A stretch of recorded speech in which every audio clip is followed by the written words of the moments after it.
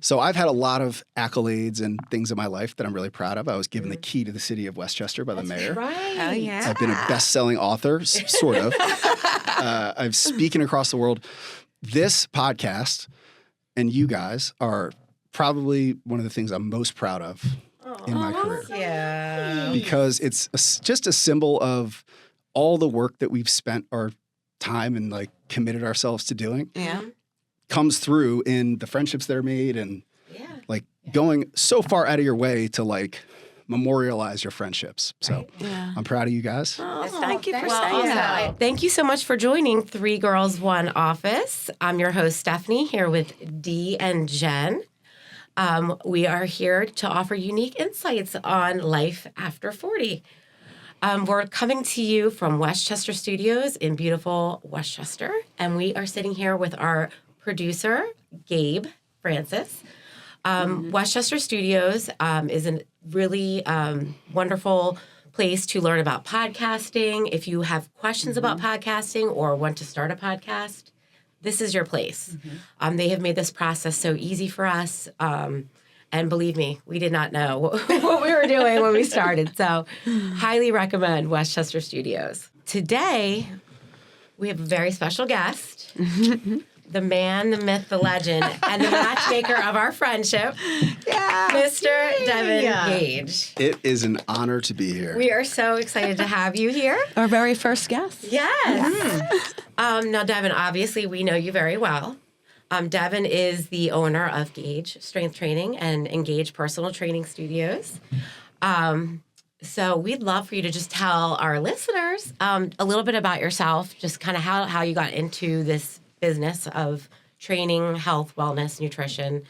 I know you have a lot of stories, and I know there's a lot you could share, but just if you could give us a little insight on how you... I'll give you the 10-second summary, which is probably Okay, longer. I'll But I know take it. we're at a time cap today. You're going to boot us out of here soon. So really, I was always into fitness. I was an athlete growing up. When I went to college, I was a criminal justice major. And really going to college, all I knew was I wanted to help people and I wanted to be active. So that was all the boxes that I needed to check. And my guidance counselor was like, well, you're not going to be a doctor. Grades aren't quite there. You could go into law enforcement. And I had a cousin that was in the fire department. So I was like, I want to be a cop or a firefighter. So I went to school for criminal justice. Okay. All through college, I was like, I am not going to be a very good police officer. But classes were really fun. It was really easy. I was playing baseball. But my freshman year, I was just always in the gym. So I ended up getting certified as a personal trainer. I never knew you could do that as a career. I just thought it was like something people did on the side. I worked at a Gold's Gym. So I did that all through college. And literally the day I graduated college, my daughter Cadence was born. So the night before my graduation, her mom went into labor, went to graduation, and then I was a dad. She was born a month early, and I was a single dad from basically day one. So when she was born, I was like, all right, if I'm going to go this pursuit of law enforcement, it's going to be really hard. I'm going to have to go to the police academy. I'm going to have to job that has zero control over my schedule. I also learned throughout my career, law enforcement has the lowest life expectancy effect, high drug and alcohol abuse rate, high divorce rate. And I was like, that sounds not for me. Okay. So I just went all in on being a trainer. And I ended up falling even more in love with it, with the people that I got to work with, and eventually just kind of took the leap and ended up in Westchester with a little studio, and kind of the rest is history.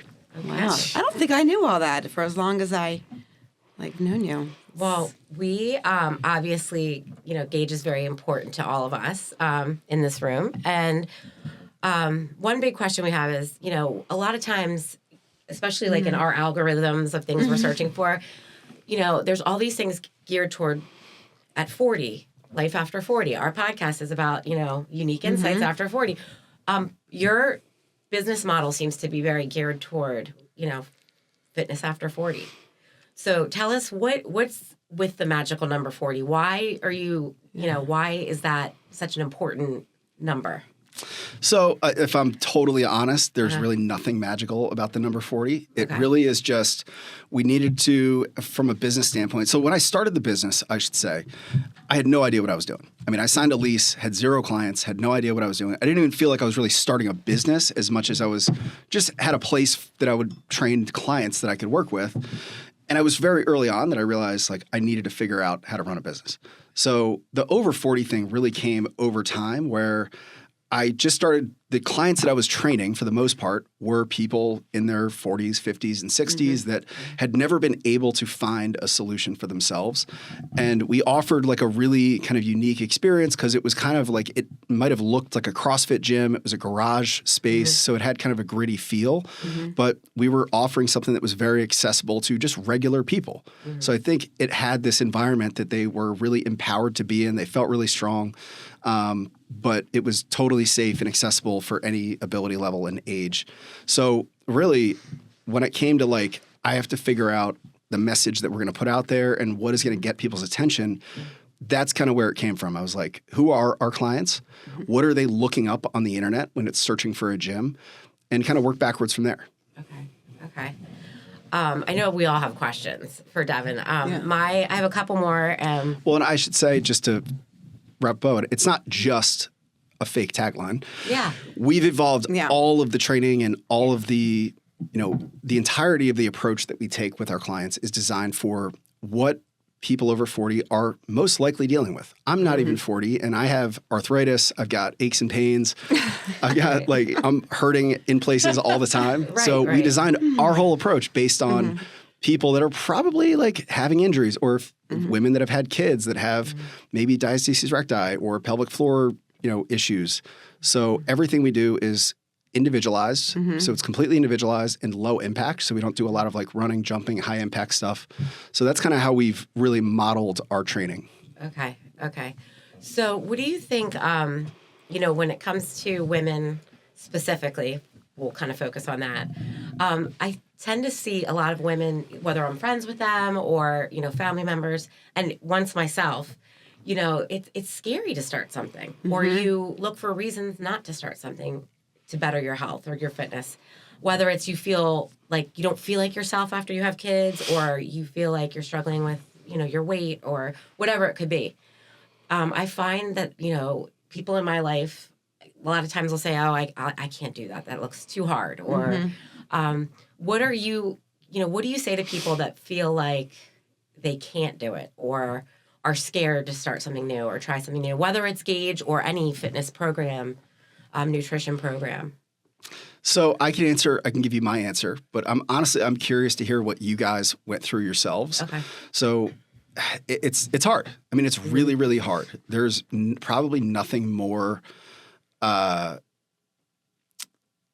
There's no more of a powerful force than like your sense of identity. Most people that we work with are people that are not typically gym people, right? So it's incredibly hard to get them to embrace this new idea of, I am now a gym person. And, my approach has always been like, if this is something that you're just going to do, it will probably not work because everything that you do will lead to being done. It has to become something that you are, right? You have to become the type of person that goes to the gym. I've talked to Dee about this, like jokingly, I think a year or so into her time here, she worked out on a Saturday. And I was like laughing that like, did you ever in your entire life think that you would be somebody that would be working out at like 8 a.m. on a Saturday? No. But that's because you have changed into the type of person that takes care of their health. Yeah. I always would say like, I'd rather swallow my teeth whole than be called a gym rat or like hang out with people who were gym rats. Right. And Devin said the one day, he's like, how's it feel to be a gym rat? And I'm like, it just like, it was like such a progression. Like it just happens. Like it's just. And finding something that you enjoy and feel comfortable doing, that I think is a major roadblock for women. Yeah. Because a lot of gyms are big. These bigger gyms, they do work for some people. Obviously didn't work for me because that's how I found you through, my brother saying, well, he went there and he said, this is different. You'll do better here. So tell me, what was it for you guys that helped you overcome those feelings yourself? Go ahead, Jen. I think for me, I was just, everything in my life at that time was totally out of control, and there was really nothing that I had control over. And Rob Ray said to me, you got to come to my gym. Like, you'll love it. Check it out. And there was a mom I think like a mom promo, like the 30-day. That's what I did too. Yeah, and that's how I started. And I walked in, and it was like 6:30 in the morning, and I was like, oh my God. Like, what did I just get myself into? And I did the first workout. And I have kind of consistently worked out my whole life off and on. But this was definitely different. I definitely walked in there, like, not knowing anybody except for Rob and Ro. And the workout was hard. It was challenging at first. And I'm not going to lie, I did not like it at first. I was like, oh, my goodness, I'll never be able to do this, right? And then... I couldn't walk for like 3 days after the first workout. And I thought, oh my God, all right, this is like doing something. And then 3 weeks in, I saw the change, like in myself, more than even like my body. I saw me saying to myself, I got to get to the gym tomorrow, which I had never done my whole life. Like I always dreaded it. And it just clicked 3 weeks in. And then that was 9 years ago. So it just. Wow, 9 years. Yeah, 9 years. So. I started 2017, so and I think you're right close. 2018. Yeah. And what was it for you, Steph? Honestly, I felt comfortable. I know that sounds insane, but I did feel my life was a little out of control. It's like I'm a mom. I have 2 kids.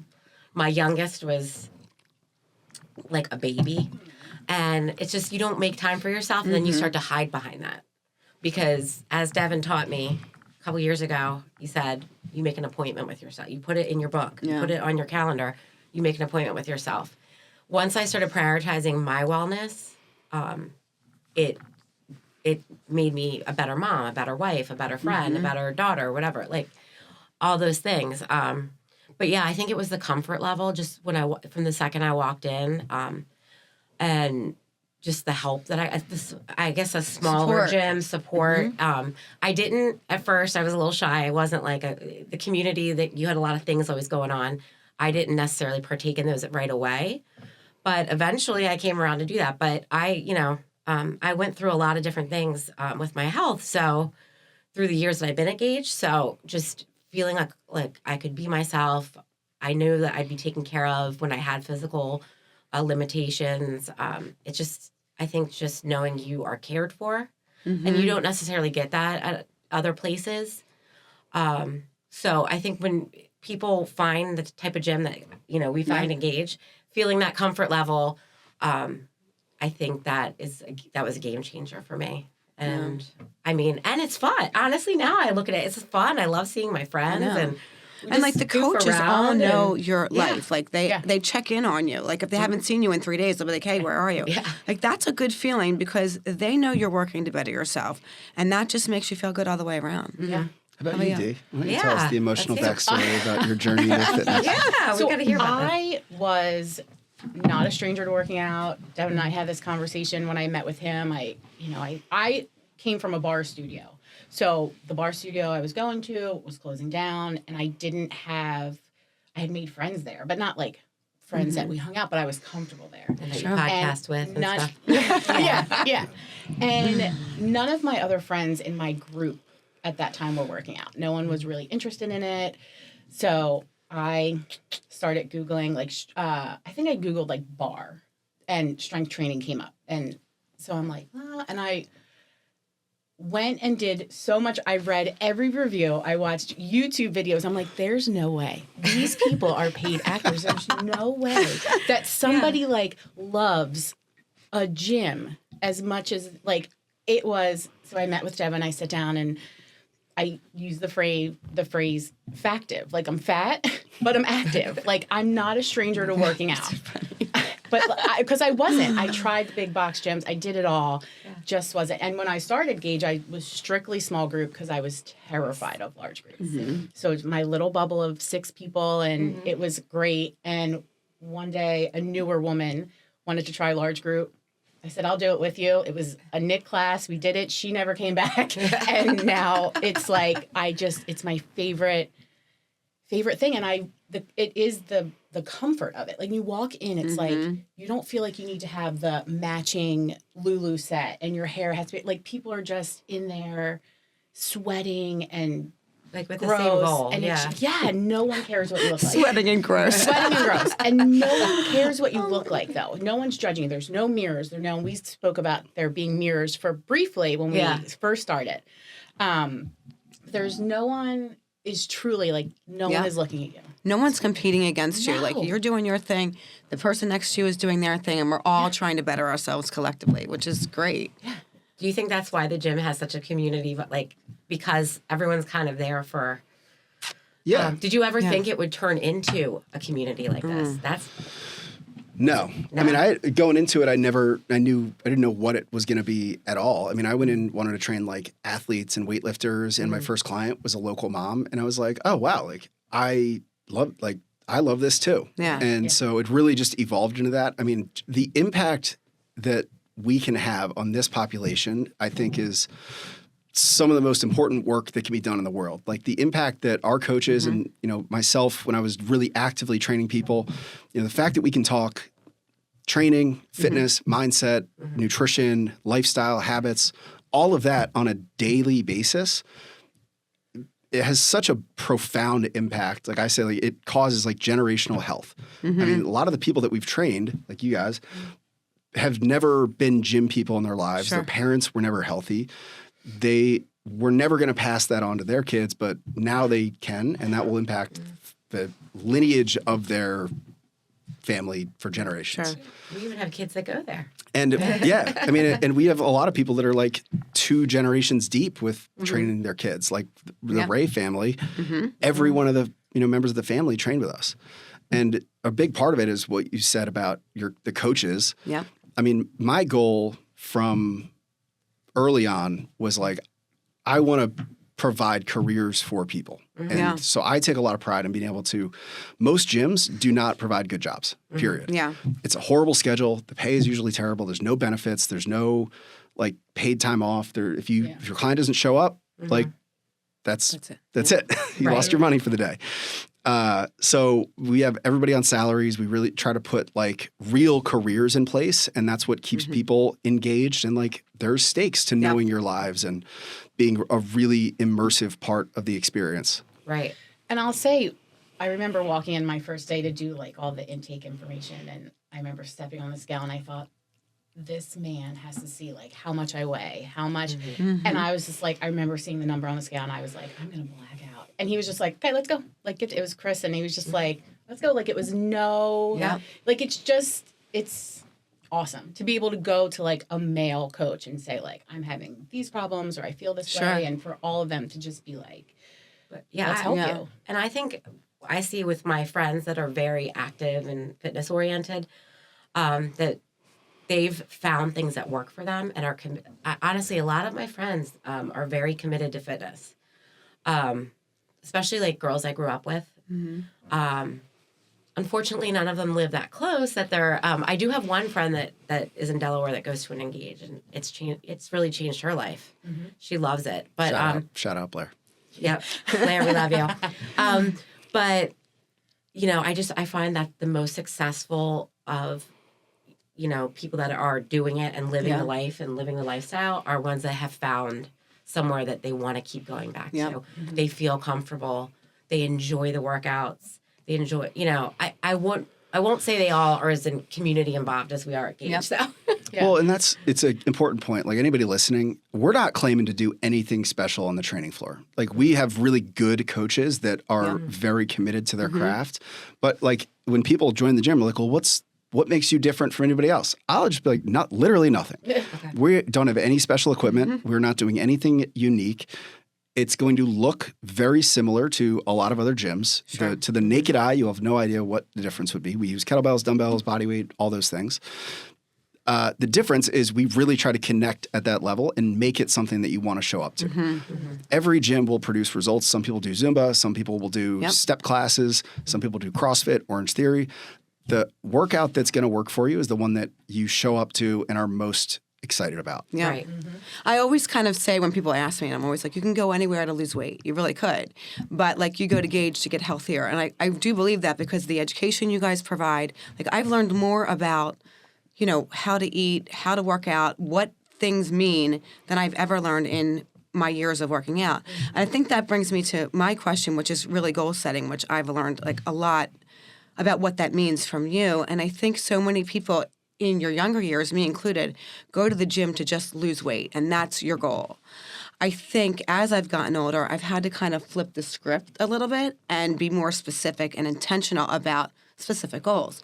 So, like, what would you tell people how to, like, how to create measurable goals, I guess? What does that look like, really? So it's funny. I'm doing a lot of this right now with our staff. So we Okay. have our What I Want Day coming up where we have them go and like pursue whatever their goals are. Okay. It is incredibly hard to come to a concrete goal. Yeah. And there's reasons for that. So most of the time when I ask somebody like Dee, Steph, Jen, and even like people that have done this, you have to crack through that initial response. It's like, I just want to get healthier. I want to feel better. I want to lose weight. So I'm trained in NLP, which is called Neuro-Linguistics Programming. It's like what Tony Robbins does. And one of the concepts there is called nominalizations. And it basically is where you use a verb as a noun.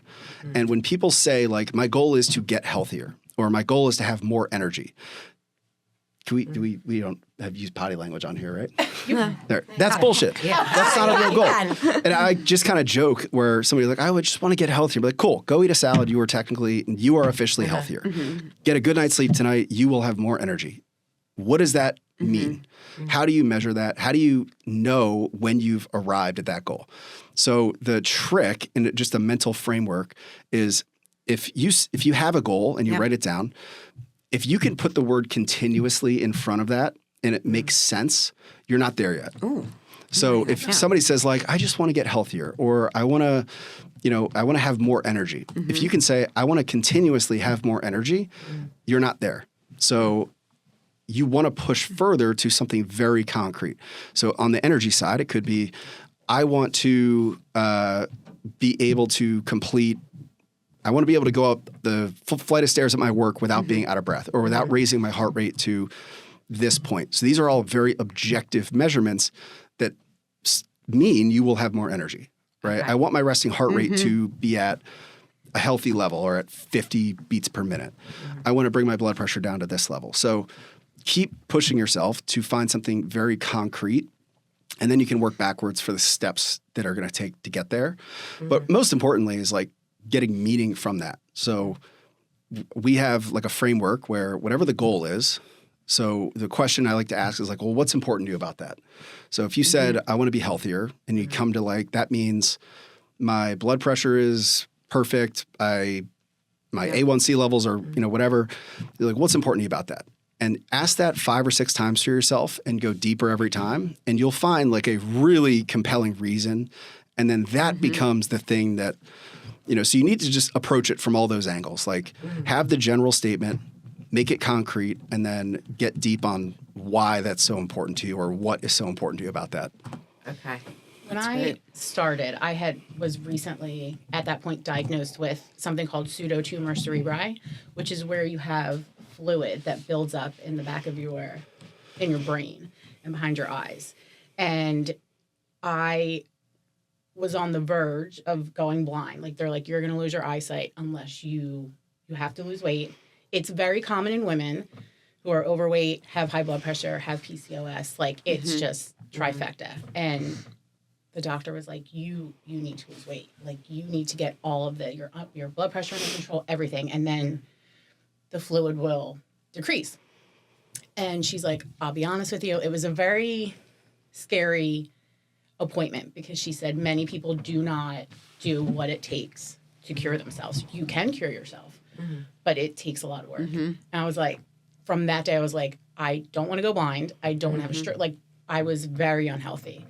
And as of last year, I had completely cured myself of pseudotumor. So it did take me a little bit of time, but I no longer have to take meds for it. And that was kind of like my why, I guess, after digging, instead of saying like, I just want to look good in clothes. Like, I don't want to lose my eyesight.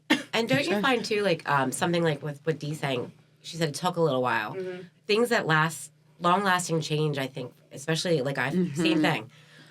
It's taken me a little bit, but now I am at the point where I see results. I see a change in not just my mental health, but I look at myself and I look different, than I did when I started. I mean, I can admit that. And you go to the doctor and things are better.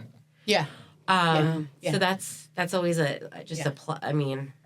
like that those things are like things that don't have to do. Well, They're not so Yes, I vanity look oriented. Yes, yes, I do look slightly different, but you're healthy. And where I came from a place where I just wanted that overnight, I'm gonna lose 15 pounds by next week when I go on vacation, and now it doesn't my brain doesn't even go there anymore. Yeah. And an important point of that is a lot of people won't lose weight. Your body Yeah. really fights weight loss. There's a body weight set point, 20% above or below. Your body typically really resists. It adjusts your hunger hormones to facilitate that.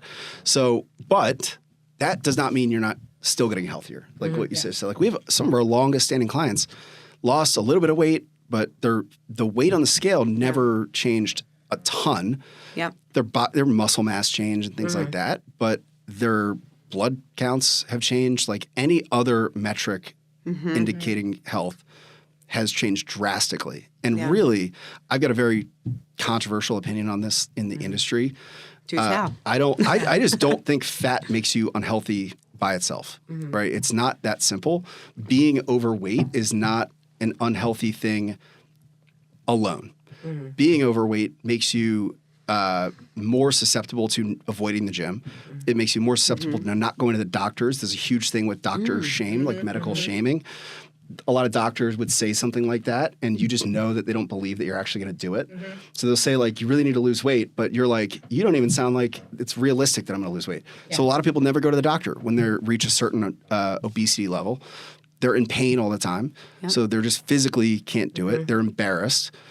There's a lot of things that being overweight causes that lead to being unhealthy, but body fat alone, in my opinion, and there's some research that backs, a lot of research that backs this up, is not by itself the thing that makes you unhealthy. So that's my controversial opinion. Okay. I think that's the one thing that I take away, or that I don't know how to explain it. Just because I am not a small, thin person does not mean that I can't be strong. And I think that's what I try so hard to tell people who are I don't want to do Gage Olympics. I don't want to do whatever. Why? Because you look a certain way. I just always assumed because I was a bigger person that there was no way that I could pull a truck, do Gage Olympics, do a Spartan, and here I am doing it. And you're it does not matter what your body type. Sure. That's the biggest thing that I'm grateful for is that your community, your coaches, your people have totally transformed my brain. It just is the coolest thing to me. Yeah. And teaching That's the only nice thing you're getting. I'll honestly, you think you have to starve yourself or these type of things. Oh, yeah. But once you learn, and I've learned this from, I was not eating enough sometimes. You think, I eat too much or I don't eat enough. I eat actually a lot more now because I write it down. I track it. I know you have taught me how to eat, how to, what nutrients I need to feel my best and to see, the goals that I'm going and shooting for, I do have to eat a certain way. Yeah. So I think it changes the way you look at food too. Yeah. You look at it more as, or at least I do, as fuel. And I look at protein totally different. 10 years ago, I don't even think I really recognized what was protein and what wasn't, really, just in general. So I think you can be, I know in my life I've been definitely thinner, but I was not healthy. So now I feel it just changes everything. The way you look at food, the way you feel about working out, your body tends to need it after you do it so long. You want to be there. So I think that's key in when that switch happens, all those things connect. And there's something special about being part of a gym where you can work your butt off. We don't ever say to ourselves we don't ever make it, let's go get our nails done. Let's go get a massage. We're let's go to 4:30 and just absolutely get demolished. I mean, we'll do our nails at 4:30, but we're there. And then go out and have drinks and French fries. There's just balance. Don't tell her secrets. We don't have French fries. Well, I do. I do too. I do. But I do have a question regarding diet. As your bodies, as you get older, it's harder to lose weight. Do you think that a restrictive diet is better to kind of get you to get it done when you're older and it's harder to lose weight? Do you think a keto, a carnivore, whatever, to kind of get you where you want to be, or do you think it's just like the even split, follow your macros better? So lots of ways I can go with this. What I will say is any sort of restriction will lead to rebellion. So your mind will react or rebel against any sort of restriction. So I'm familiar with a lot of like the AA, like Alcoholics Anonymous things. I have friends and family that have been through it. And it was always fascinating to me because it's been the most effective drug and alcohol treatment in the history of the world. So when you think of, a lot of people disagree. I think there is a lot of correlation to food addiction with other addictions, specifically sugar and hyper-palatable foods. But one of the key AA things is just for today. Because they know that if you say like, I'm never going to drink or drug ever again in my life, you will crack because your mind goes to like, well, I'll just do it today and start tomorrow, right? So when you say just for today, you give yourself a future out and your mind like just allows you to be more disciplined in the moment. And then every day you take that same approach. So the first thing is any sort of like real restriction, your mind will consciously push back against and you will obsess about it. And there's a lot of research about that too, with just like food noise, and that's why the GLP-1s are really effective. But the most important thing that I found to be effective for, I'm just going to use fat loss as everybody could probably benefit from fat loss. So body composition change, so improving muscle mass, losing body fat, is your protein intake. Because your brain, you will never outwit your urges. Right, so there's a book, Switch, by Chip and Dan Heath, and they talk about the rider and the elephant. Oh, you're going to say Chip and Dale's. But they have this concept of the rider and the elephant. It's like your brain is like an elephant, right? It's got all of these instinctual processes. It is way more powerful than we could ever imagine, and you are the rider. That's like the conscious decision-making part of your brain. If you're riding an elephant and it wants to go somewhere, there's no way in the world you will ever control it. Right. So you have to incentivize it. You have to give the elephant a clear path. You have to give it an incentive and a desire to go in the direction that you want, because truly, if it wants to go another way, there's zero that you can do. It's too powerful. The brain is the same way with food and dieting. So what protein does is protein is the most satiating macronutrient. So the more protein in your diet, the less hungry you will feel. It's also going to help you repair from your training, so recover from workouts. On a higher protein diet, you're going to feel more energy just because you're recovering from your workouts. On a low protein diet, if you train really hard, you're going to be sore for days and your activity level will cease because you're going to be too sore to like get up and move around as much. So there's a lot of factors that really lead to like, and it's also a macro that has the least calories per gram. So fat has 9 calories per gram, protein has 4. And there's one more that I'm blanking on right now. Oh, that's okay. And then really like the way you structure that. So I would say eat protein at every meal and eat protein first because that will signal the hunger hormones to say that you're full. So you will end up eating less than if you started with like the carbs and fats. So really the most effective approach for fat loss is anything that's going to wrangle your brain's signaling, right? So lack of sleep is going to ruin your hunger hormones. So you have ghrelin and leptin are 2 hunger hormones. Ghrelin, a high ghrelin level is going to make you feel hungry. High leptin level is going to make you feel full. So if those get out of whack due to stress, lack of sleep, or dysregulated diet, there is zero that you can do to control it, right? You will overeat without fail. So that's the approach. Anything that's going to make you feel more full without trying harder. Does that make sense? Yeah, Yeah, for sure. definitely. So the last thing I want to ask you, and you may have more questions, the girls may have more questions too, but if you could offer anyone, maybe someone living far away that, can't come to our great gym here, what are some tips or what's your biggest piece of advice for someone that wants to get started that might be feeling scared? Like, at this point, like, I'm scared to just start. What's the first step they can take? Research, phone call. What do you think?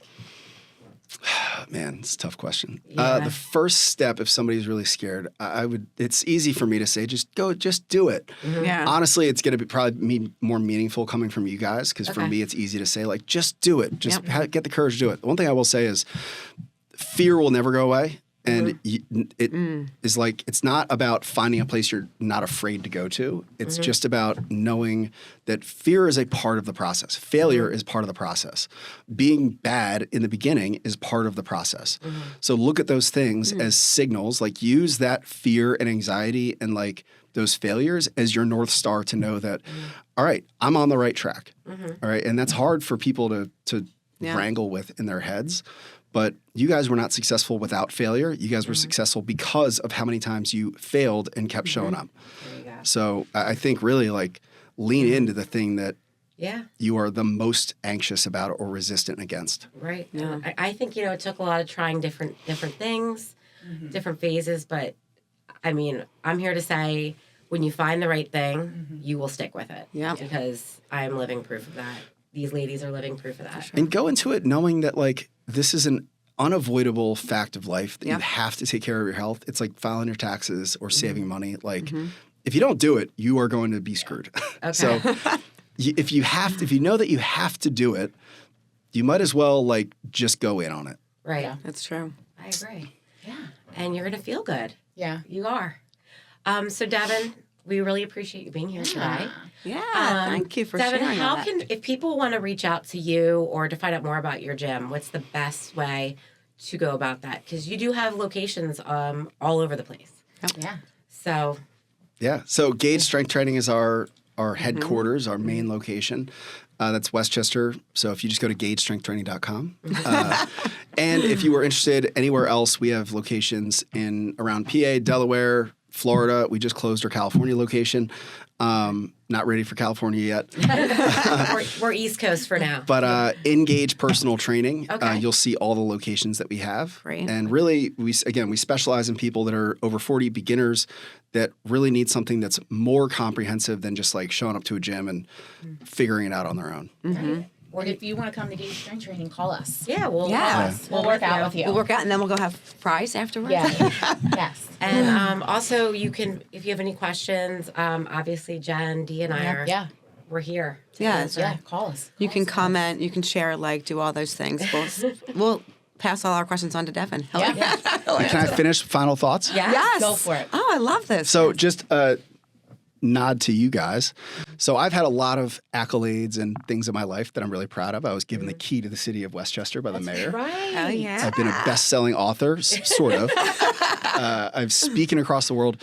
This podcast and you guys are probably one of the things I'm most proud of in my career Yeah. because it's just a symbol of all the work that we've spent our time and like committed ourselves to doing Yeah.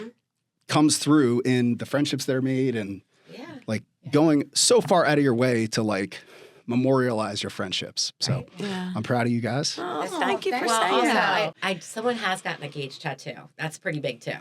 There are three Gage So- tattoos in the Three? world. So I'm not at the tattoo level, but this is definitely working on it. darn close. I'll We're get there. tattooed. It's right in here. Yeah. In here. But anyways, thank you so much. Yeah. Well, and Devin. really, you guys should be incredibly proud of yourselves. Again, it's not normal. I mean, it's not normal for people to stick with anything, health and fitness wise. You guys, like the results, whatever, you guys have gotten good results or whatever. But the fact that you guys came from not being gym people, the hardest thing you can do is evolve your identity. And I think you guys have done a really amazing thing with that. And you've inspired your kids, you've inspired your dog, Moose. But you've inspired so many people, whether you know it or not. I mean, there are thousands of people that see you guys in the gym, hear your story, hear stuff like this, that you guys should be really proud of. The impact that you make. in- Well, thank you. Being Dad. yourselves. He Should we call you is. Dad? No, please So don't. much. You like gave birth to us. Brought us together. Well, thank you so much, and that's we great. really appreciate it. This was Thank awesome. you, guys. Yeah.